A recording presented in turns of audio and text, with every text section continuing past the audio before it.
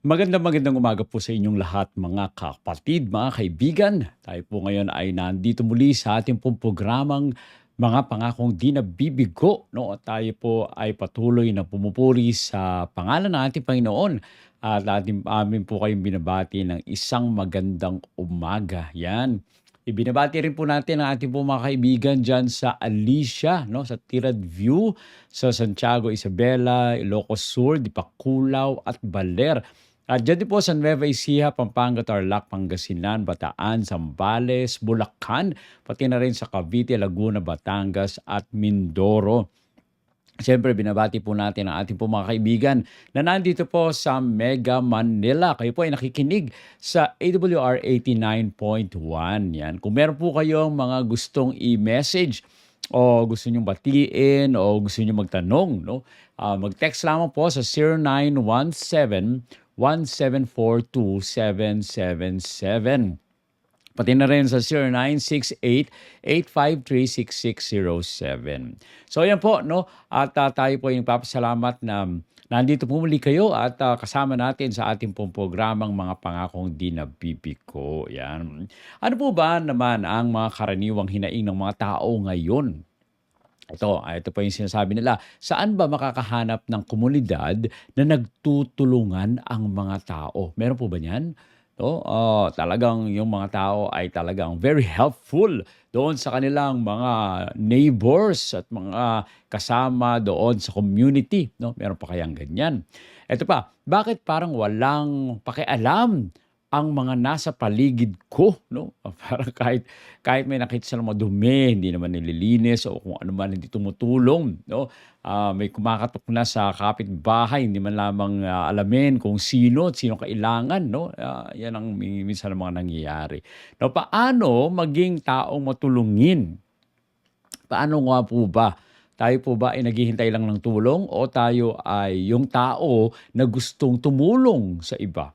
At ito ang pinaka-last, paano maiingatan ang buhay sa aming komunidad, no? So yan po ang ilan sa mga katanungan na sasagutin natin sa umaga pong ito, no? At makikita natin po yan sa mga salita ng ating Panginoon. Kaya nga, ating pong pagtuunan ng pansin. Dito po sa programang Mga Pangakong Di Nabibigo, ito ang inyong Kuya Bong. At tayo ay patuloy sa ating pong pag-discussion o sa ating pong pag-aaral. Ang ating pong topic ngayon ay helping your community, no? Pagtulong sa ating pong komunidad, no? Ginagawa po ba natin 'yan? Tumutulong ba tayo sa ating pong community? 'Yan. Ang ating pong text ay galing po sa Galatians 6:10.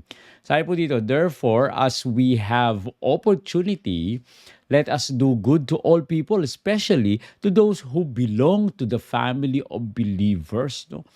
Talagang ini-encourage po tayo ni Pablo, no, dito sa Galatia, sa ACGS.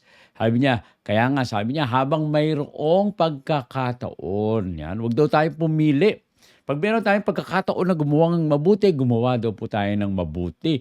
Gumawa tayo ng mabuti sa lahat ng tao, hindi lang po pala sa kakaunti o sa piling mga tao, kundi gumawa ng mabuti sa lahat ng tao, lalo-lalo na sa mga kabilang sa pamilya ng mga mananampalataya. So yan po pala, no?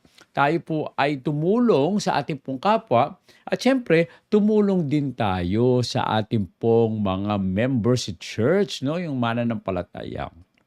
Kaya yung ating pong acronym ngayon, kung meron kayong notebook, no, buksan niyo na po ang inyong mga notebook at isulat po natin yung HELP. HELP. Ayan, ang ating pong pag-aaralan ngayon. HELP, heart, engage, lift, and pray. Ano daw po?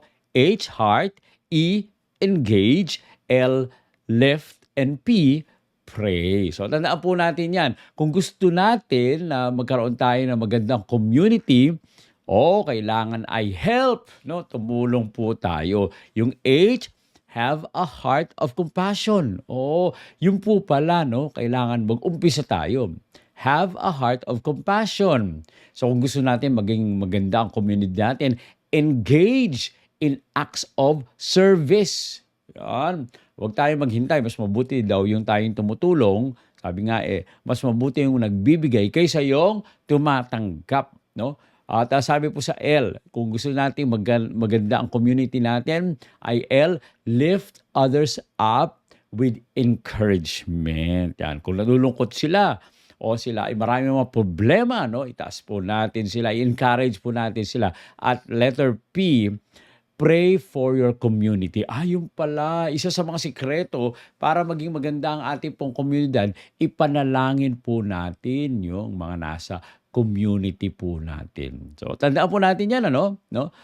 Ito po ay umpisa pa lang, pero mamaya explain po natin. Help. Kung gusto natin na maging maganda yung community natin, let us help. H, have a heart of compassion. E, engage in acts of service. And L, lift others up with encouragement. And P, pray for your community. No? So, punta muna tayo dun sa H. Have a heart of compassion. No? Magkaroon daw po tayo ng puso na meron pong habag. No? Ang pagtulong po sa komunidad ay nagsisimula sa isang pusong nagmamalasakit sa mga pangangailangan ng iba. No? Ang tunay daw pong pakikiramay ay humahantong sa pagkilos. Hindi lang po, ay, kawawa ka naman, tapos tatalikuran. Ang kailangan po pala, no, may compassion tayo, pero hindi lang po humihinto yun dun sa compassion na sasabihin lang natin na, ay, sana ay maging mabuting kalagayan mo, tapos hindi naman natin ito tinulungan. So, kailangan po pala yung ating puso, merong compassion, pero kailangan rin naman kumilos. No? Sa Matthew 6:36, ito po ang sabi, when he saw the crowds, he had compassion on them because they were harassed and helpless, like sheep without a shepherd. No? Ito ang ating Panginoon, talagang nalungkot po siya. Nung nakita niya po yung maraming mga tao, siya po ay nahabag, no? Nahabag sa kanila. Alam niyo po, yung habag, hindi lang po awa ito. Pag sinabi pong habag, ay talagang malalim na pagkalungkot, na pagkaawa, no? Na meron talagang urge, no? Urge to help others, no? Dahil nakita niya na sila po ay parang talagang nangahahapis po sila, no? Gaya ng tupa na walang pastol. Alam niyo po ba yung tupa na walang pastol? Yung mga tupang walang pastol, kanya-kanya yan nagpupunta at kung ano, yung iba nahuhulog, yung iba ay sa mga briars, dun sa mga tinik-tinik, no? Kapag ganyan ang mga tupa walang pastol ay nakakaawa, no? Nagkakaroon sila ng sugat, no? Nahuhulog sa bangin, walang mainom, walang makain dahil sa hindi nila malaman kung saan sila pupunta. So napaka-importante, no, na sa ating pong buhay, isipin po natin na magkaroon tayo ng compassion. No? Have a heart of compassion. Sabi pa sa 1 John 3:17, if anyone has material possessions and sees a brother or sisters in need, but has no pity on them, how can the love of God be in that person? Yun po pala. Kapag tayo po pala ay may nakakakita ng mga tao na nangangailangan ng tulong, tapos hindi tayo tumutulong, ibig sabihin, wala ang pag-ibig ng Diyos sa atin. No? Maaari tayong ganyan lang mag-conclude kasi ito yung sabi sa 1 John 3:17 kung ang sino man daw po, no, ay may material na pag-aari at nakakita ng isang kapatid na nangangailangan, ngunit, no, hindi nahahabag sa kanila, paano ang pag-ibig ng Diyos ay nasa taong iyon? No? Nakakalungkot. May question, no? Questionable ang iyong puso kung ikaw ay meron ka namang means, meron ka namang maibibigay pero hindi ka tumulong. So, ito po ay isang question. Napaka-importante na magkaroon tayo ng compassion. So, kung gusto natin, mga kaibigan, na maging maganda ang ating pong community, we must have a heart of compassion. Sabi po ni Mahatma Gandhi, the best way to find yourself is to lose yourself in the service of others. No? kung gusto yan ang laging hinahanap ng mga kabataan ngayon, eh, yung meaning sa buhay, 'no? Gusto natin, parang hindi ako satisfied sa trabaho ko, parang walang meaning. The best way to find yourself daw is to lose yourself. Huwag mo nang hanapin yung sarili mo, kundi ikaw daw ay maglingkod, 'no?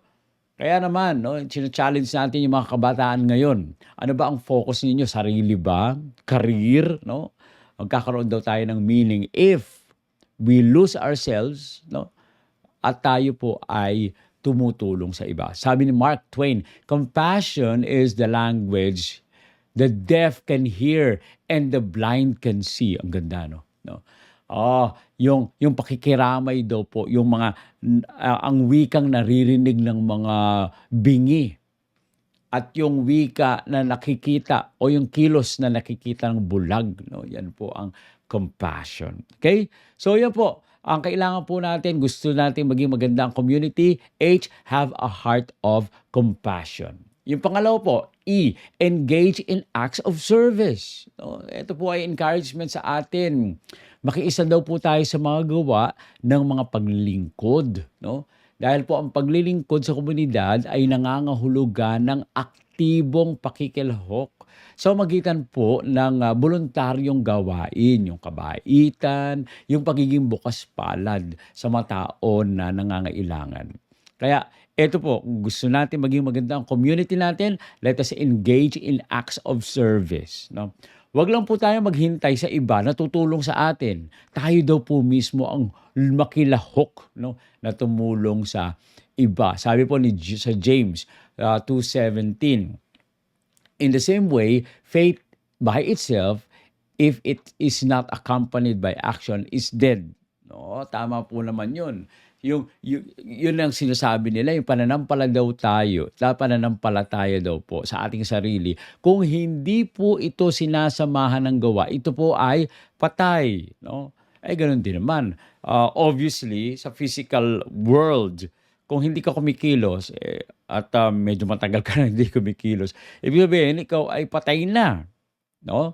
At ito po ay ganun din sa ating pong buhay. Let us engage in acts of service kung gusto nating maging maganda ang ating pong community.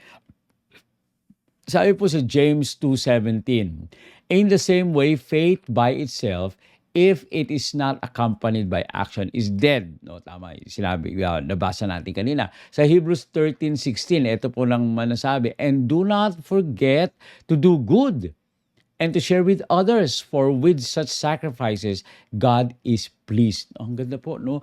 Tayo po ay kinalulugdan ng ating Panginoon kung tayo po ay gumagawa ng mabuti, nagbabahagi sa iba, no? Dahil ito po, ang nais ng ating Panginoon sa atin, nagiging masaya, kinalulugdan tayo ng ating Panginoon kung meron tayong spirit of service, no? Kaya sa ating pong buhay, wag po nating kalimutan. Let us engage in acts of service, no? Wag lang yung hintay lang ng hintay ng tutulong, kundi tayo rin humayo at tayo ay tumulong din naman sa iba, no? Sabi ni Mahatma Muhammad Ali, service to others is the rent you pay for your room here on earth, no? Kapag tayo po ay nandito sa mundong ito, nilikha tayo ng ating Panginoon, ginawan tayo ng lugar para sa bawat isa sa atin. Kaya ano ang dapat nating gawin? Dahil sa pag-ibig ng ating Panginoon, tayo ay kikilos upang maglingkod rin naman sa iba, no? Kaya napaka-importante po niyan na tayo po ay maglingkod, tayo ay gumawa, no, para sa ating Panginoon. Sabi naman ni Rick Warren, the only way you can serve God is by serving other people, no? Yun po kasi, no, mga kaibigan, na marami ang nagsasabi, madali lang naman, para ikaw ay maligtas, mahalin mo lang ang Diyos, no? Ikaw laging dumalo araw-araw. Pwede ba yun, araw-araw dadalo? O kaya naman ay manalangin kang palagi, no? Mga kapatid, maganda, tama rin naman yan. Mag-aaral ng salita ng Panginoon, tayo po ay manalangin, tayo ay sumamba, no? Pero ang pinaka-importante po pala, upang maipakita po natin sa ating Panginoon na tayo po ay nagmamahal sa Kanya, tayo ay naglilingkod sa iba. If you love me, no? O sabi po sa atin, una, keep my commandments. Pero ang sabi ng ating Panginoon, if you do this to the least of this my brethren, you did it to me. So ibig sabihin, paano natin mamahalin ang ating Panginoon? O sa pagmamahal din naman sa ating pong kapwa, sa pagtulong sa ating pong kapwa. Dahil the only way you can serve God is by serving other people. Now, tayo po ba ay naglilingkod sa iba? Tayo po ba ay tumutulong sa iba? No? Tayo po ba, kapag may nakitang nangangailangan, tayo po ba ay lumalapit at tayo po ay we extend our hand for help, no? O ang ating Panginoon gusto niya na ang bawat isa sa atin ay tumulong. Gusto ng ating Panginoon na tayo yung maging kamay ng ating Panginoon. Hindi sa hindi kaya ng ating Panginoon tumulong sa iba. Nais actually ng ating Panginoon na maranasan po natin na tayo po ay maligayahan, tayo po ay masayahan sapagkat napakasigla. Nagiging masigla ang puso natin, nagiging masaya po tayo, nagkakaroon tayo ng kapayapaan, kagalakan sa puso natin kapag tayo ay naglilingkod sa ating pong kapwa. So napaka-importante, no? Yung pangalawa na binabanggit po dito, engage in acts of service. No? Tayo po ay tumulong. At yung pangatlo, no? Doon sa ating pong acronym na HELP. No? Una, yung H ay have a heart of compassion. No? And letter E, engage in acts of service.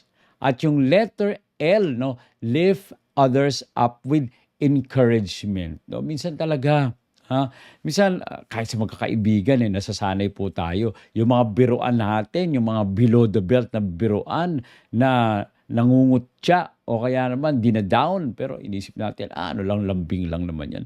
Pero kapag tayo po ay nasanay, minsan kung wala sa mood, no, yung ating pong kaibigan, tapos biniro natin ang biro na parang below the belt, at akala natin matatanggap lang niya yun. Pero minsan, no, nagkakaroon tayo ng sama ng loob dahil sa ang iniisip natin, may encourage tayo, hindi tayo na-encourage. No? Kaya napaka-importante, gusto natin ng magandang community, lift others up with encouragement. No? Pasiglahin po natin ang iba ng may panghihikayat. No? Encourage natin sila. Ang pagtulong po kasi ay hindi lamang tungkol sa physical na pangangailangan. Ito po yung tungkol din sa pag-aangat ng tao sa kanyang emosyonal at spiritual, no, na pangangailangan, no, sa pamamagitan po ng pag-encourage, no, pag-encourage natin sa kanila. Sa 1 Thessalonians 5:11, ito po ang sabi, therefore encourage one another and build each other up just as in fact you are doing. No?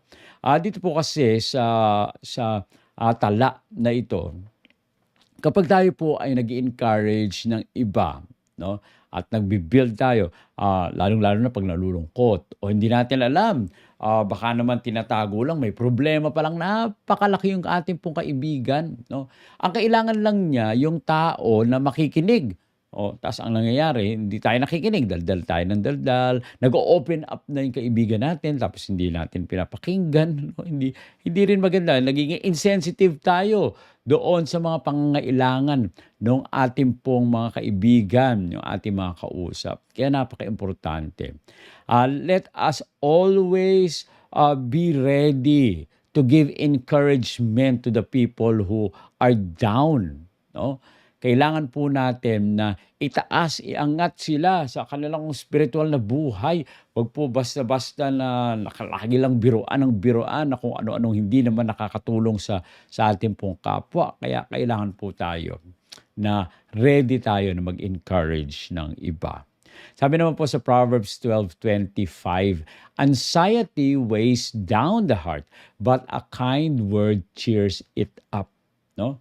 Ano po ba tayo? Tayo po ba yung tao na kapag nagsalita ay lahat ng mga tao nalulungkot na? O kaya, tayo yung mga tao na kapag tayo ay nagsasalita o nagiging masaya yung mga tao. Napakaimportante po, no? Na kapag tayo ay dumating, naiibsan yung mga kalungkutan ng mga tao dahil nakikita sa atin yung napakagandang aura ng mukha natin. Nakikita na tayo po ay masaya, tayo po ay umaawit. Na kapag tayo ay nagsalita, na-encourage yung iba. No? Sa Proverbs binabanggit po dito, anxiety weighs down the heart, but a kind word cheers it up. So napaka-importante. O kung may problema tayo at kaya naman nating isolve, una muna sa lahat po kasi kapag may problema tayo, kailangan natin ay ibigay sa ating Panginoon. Ito ay ilagak natin sa ating Panginoon. Yung mga tao, makakatulong sila, yung mga kaibigan natin, makakatulong sila ng konti, pero napaka-importante na iibsan yung ating pong lungkot, yung bigat, kapag tayo po ay nag-o-open up sa ating Panginoon. At kung tayo naman ay nasa Panginoon at mapayapa tayo, tayo yung dahilan para magiging masaya rin naman yung iba. No? Isang quotation na hindi alam kung hindi kilala kung sino po yung nagsabi. Ang sabi po dito, a word of encouragement during a failure is worth more than an hour of praise after success. No? Napaka-importante. Mas importante po pala yung words of encouragement kapag yung tao ay down, tao ay nalulungkot, o kaya nabigo, no? Kaysa doon sa tayo po ay praise, no? Pinupuri dahil tayo very successful, no? Minsan naisip natin, kaya ko naman talaga yan. So, hindi naman nakita mapakinggan yung ating pong praise, na mas mabuti po pala yung encouragement kapag nakita po natin na na-down yung isang tao. Sabi ni John Maxwell, encouragement is oxygen of the soul. No? Napakaganda ng encouragement. Yung taong nagbibigay ng encouragement, ito po ay, sinasabi nila yung breath of fresh air. No, yan, talagang nakakahinga yung isang tao. So, daw po, lift others up with encouragement. Yan. And pinakalas yung P doon sa ating pong acronym na HELP. No? Letter P. Ano po yung sabi dito? Pray for your community. No? Kailangan po pala, inapanalangin po natin yung ating pong komunidad. Yan. Ang pananalangin po kasi ay isang makapangyarihang paraan upang suportahan at ingatan ang mga nasa paligid po natin. Maaari tayong manalangin para sa kapayapaan, manalangin para sa probisyon, at manalangin sa pagbabago sa ating pong komunidad. Doon, napaka-importante po na magkaroon tayo ng prayer, intercessory prayer for our community. No? So Jeremiah 29:7, ito po ang sabi, also seek the peace and prosperity of the city to which I have carried you into exile. Pray to the Lord for it, because if it prospers, you too will prosper. No? Kailangan po pala, mga kaibigan, na tayo ay nananalangin para doon sa ating pong kapwa. Nakasama po natin sa community. Kasi tayo ay isang pamilya doon. Ikaw lang ba ang mananalangin para sa inyo? Sabi, Panginoon, sana po ay umulan para tumubo ang aking lupa. Kapag ikaw lang ba nag-pray, doon lang sa tanim mo uulan? Hindi po. Kapag ikaw nag-pray, sino nagpa-prosper? Sino ang nakikinabang? Lahat po kayo nakikinabang. So napaka-importante na tayo po ay manalangin for peace and prosperity for the city. No? Dahil tayo po ay nandun, inilagay ng ating Panginoon para maging pagpapala sa iba. Hindi lang po para sa sarili lang natin. Kaya sa ating buhay, no, pray for your community. Napaka-importante po niyan. Sa 1 Timothy 2:1, I urge then, first of all, that petitions, prayers, and intercession and thanksgiving be made for all people. No? Ano daw po? No? Ang sabi po sa atin na tayo po ay manalangin, no? Makipag-usap sa pananalangin sa magitan po ng pasasalamat. No? Gawin po natin ito para sa lahat ng tao, hindi lang po sa ating sarili. Dahil ang ating Panginoon, He lets the rain fall, or He lets His blessings fall to the good and to the bad. No? Hindi po talaga pinipili ng ating Panginoon yan. Pero may mga pagkakataon na dahil sa sila po ay hindi tumatawag sa ating Panginoon, hindi nila nararanasan yung full blessings ng ating Panginoon. Dahil iniisip nila, ako lang naman may gawa niyan, hindi naman Panginoon. So, kaya napaka-importante po na kapag tayo po ay nananalangin, let us pray for petitions, let us pray for intercessions, and thanksgiving, no, para sa lahat. Sabi po ni Mother Teresa, we can do no great things, only small things with great love. No? Kaya nga napaka-importante kapag tayo po ay gumawa, kailangan merong pag-ibig. Sabi naman ni Mahatma Gandhi, prayer is not asking, it is a longing of the soul. Kaya po mga kaibigan, no, sa ating pong buhay, if you want to have a peaceful and good community, you pray for your community. At ang ating Panginoon, papakinggan ang ating pong mga pananalangin dahil nais din ito ng ating Panginoon. Kaya naman, no, ating pong acronym, ulitin nga po natin, isulat po ba natin yon, yung HELP, no? H-E-L-P. H, have a heart of compassion. E, engage in acts of service. Kung gusto natin magkaroon ng magandang community, L, lift others up with encouragement. At tayo po ay magmanalangin, pray for your community. No? Ang pagtulong po sa ating pong komunidad ay tungkol po sa pangangalaga, yan, sa paglilingkod, sa paghihikayat, at pagdarasal. Kapag tumulong po tayo at ipinakita po natin ang pag-ibig ng ating Panginoong Diyos, nagbibigay po ito ng pag-asa, hindi lang po sa atin, kundi sa mga taong nakapaligid sa atin. Okay? So, paano tayo makakatulong ngayon sa ating community? No? Maging, bukas ang ating kamay para sa pag-ibig ng ating Panginoong Diyos. Hindi lang para tanggapin ito, kundi para po ito ay ibahagi rin naman sa iba at magkakaroon ng magandang pagbabago sa ating pong community. Tayo po ay manalangin. Ama naming banal, Diyos na nasa mga langit ka, muli po kami nagpapasalamat na kami ay inyong sinasamahan. O Panginoon, sa aming pong community, ninanais po namin na kami ay magkaroon ng compassion sa aming pong mga kasama doon. Magkaroon kami ng engagement, acts of service, at magkaroon kami ng encouragement sa iba at patuloy na ipanalangin po namin. Alam niyo po, Panginoon, ang aming po mga pangangailangan. Kaya kami ay nagtatalagang muli sa inyo, samahan nawa po kami upang kami ay maging pagpapala sa iba. Maraming po salamat sa pagdinig sa aming mga dalangin. Ito po ang aming hiling sa pangalan ng aming Panginoong Hesus. Amen. Amen. Maraming salamat po mga kaibigan sa inyong patuloy na pagsubaybay sa ating pong programang Mga Pangakong Di Nabibigo. No, inaanyayahan po namin kayong muli sa susunod nating pagkikita. Nawa kayo ay pagpalain ng ating Panginoon. Magandang umaga po sa inyong lahat.